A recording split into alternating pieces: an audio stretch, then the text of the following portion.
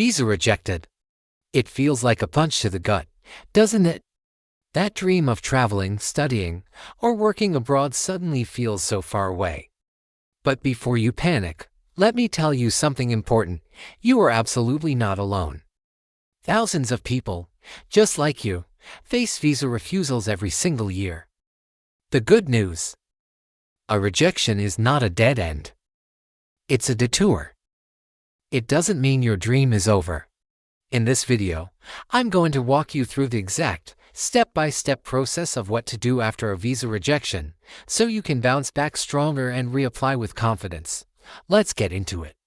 The very first, most critical step is to understand exactly why your visa was rejected. Every embassy or consulate provides a reason for their decision. It's not a mystery they want you to solve. This reason will be clearly stated in the refusal letter or email you received. It could be something like incomplete documentation, insufficient financial proof, or maybe they had doubts about your intention to return home after your trip. Whatever it is, you need to know. So, take that rejection letter, grab a highlighter, and pinpoint the specific reason codes or paragraphs they've mentioned. This isn't just a piece of paper. It's your roadmap. Understanding the why is the foundation for building a successful reapplication. Don't just skim it, dissect it. This information is gold and will guide every single move you make from this point forward. Now, I know what your first instinct is. You want to fix it and reapply immediately. Right, wrong. This is the biggest and most common mistake people make. Panicking and rushing to submit another application without making any significant changes is a surefire way to get rejected again. Think about it from the visa officer's perspective.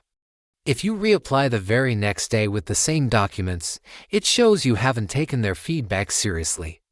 It signals that you didn't respect the process or learn from your mistakes. So, take a deep breath. Give yourself some time. The key here is not speed, but strategy. Use this time to properly address the issues they pointed out. Wait. Prepare thoroughly, and focus on strengthening your case. A well-prepared application is always better than a rushed one. Your documents are your voice in that application room. They tell your story when you're not there to tell it yourself. So, you need to make sure that story is convincing, clear, and compelling. This is where you focus on gathering stronger supporting documents. If the rejection was due to financial reasons, it's time to beef up your financial evidence. This could mean adding more bank statements, showing proof of assets, or getting a stronger sponsorship letter if it was a student visa and they doubted your ties to your home country. You need to prove you have compelling reasons to return. This could be evidence of property ownership, a letter from a future employer, or documents showing strong family commitments. A detailed travel itinerary can clarify your purpose if they had doubts about your travel plans. Every new document should directly address the previous reason for refusal. Make your case undeniable. Sometimes, even after reading the rejection letter, you might still be scratching your head, unsure of what exactly went wrong. The language can be formal and confusing. This is where getting professional guidance can be a game changer. Consider speaking with a certified immigration consultant or a reputable visa agent. These professionals handle cases like yours every single day. They can often spot the small, subtle details that you might have missed. Maybe your information was inconsistent across different forms, or perhaps a crucial document wasn't translated and notarized correctly. These seemingly minor errors can lead to major problems. An expert can review your entire application, identify the weak spots, and provide a clear strategy for your reapplication. It's an investment in your success. Many countries and embassies allow you to either appeal the decision or reapply with a new application. In either case, writing a strong cover letter or an explanation letter is your golden opportunity to speak directly to the visa officer. This is your chance to address the previous rejection head-on. Don't ignore it. Start by respectfully acknowledging the previous refusal and stating the reason they gave. Then, clearly and concisely explain the steps you've taken to rectify the issues. For example, in my previous application, there were concerns about my financial capacity.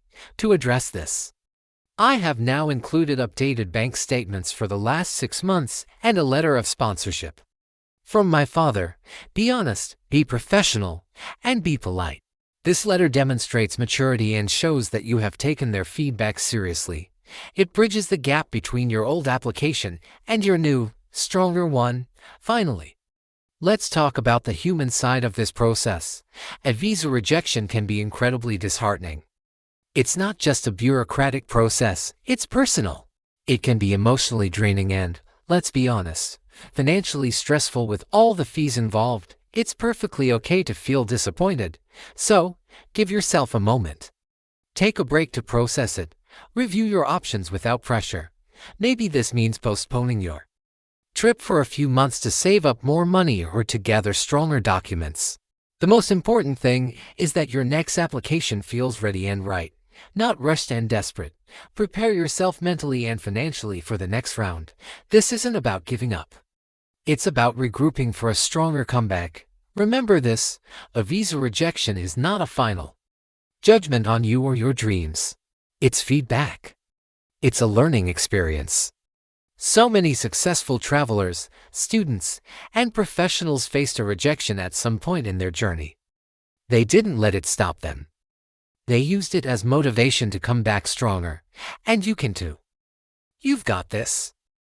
If this video was helpful, please give it a thumbs up and hit that subscribe button for more tips on visas, travel, and studying abroad. And if you've ever faced a rejection, share your experience in the comments below. Let's support each other. Thanks for watching, and I'll see you in the next one.